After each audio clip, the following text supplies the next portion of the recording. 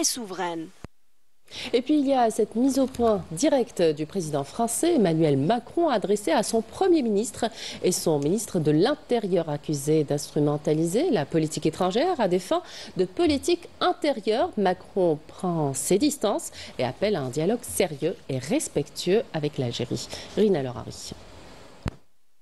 Un nouvel affrontement éclate au sommet du pouvoir en France, révélant des tensions internes sur la politique étrangère du pays. Selon le journal Le Figaro, le président français a récemment recadré son gouvernement, affirmant que les grandes décisions diplomatiques relèvent exclusivement de ses prérogatives. Une mise au point directe adressée au Premier ministre et au ministre de l'Intérieur, accusés d'instrumentaliser la politique étrangère à des fins de politique intérieure. Nous sommes confrontés en réalité à une stratégie délibérée visant d'une part à saturer l'espace médiatique autour des enjeux d'immigration et d'autre part à faire disparaître des écrans les enjeux du travail, des salaires, du pouvoir d'achat qui sont pourtant la première préoccupation des Français.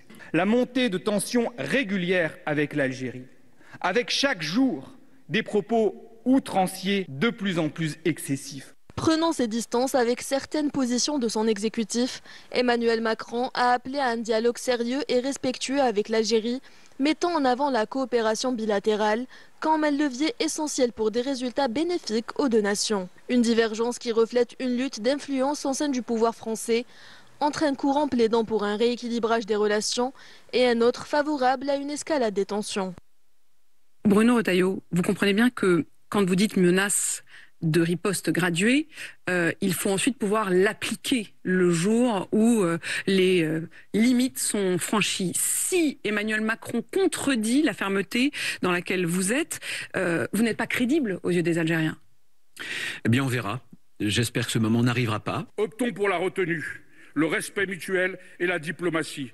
Au lieu de cela, le gouvernement a choisi l'escalade verbale, l'outrance et le tapage médiatique. Cette surenchère a libéré une parole algérophobe qui se traduit par le mensonge, la menace et un négationnisme historique indigne de notre époque. De son côté, le Premier ministre multiplie les sommations et les ultimatums.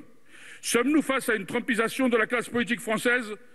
Assistons-nous à la libération d'une algérophobie latente, nourrie par des clichés coloniaux et un ressentiment anti-algérien toujours aussi vivace dans certains esprits ? Ou s'agit-il de donner des gages au Rassemblement national dont dépend aujourd'hui la survie de ce gouvernement ? Alors que le chef d'État français affiche une volonté d'apaisement avec Alger, une partie de son gouvernement continue d'adopter une posture opposée et plus dure, notamment sur la question de l'immigration, un sujet brûlant au sommet de l'État qui ne fait qu'exacerber les tensions dans une relation déjà très précaire.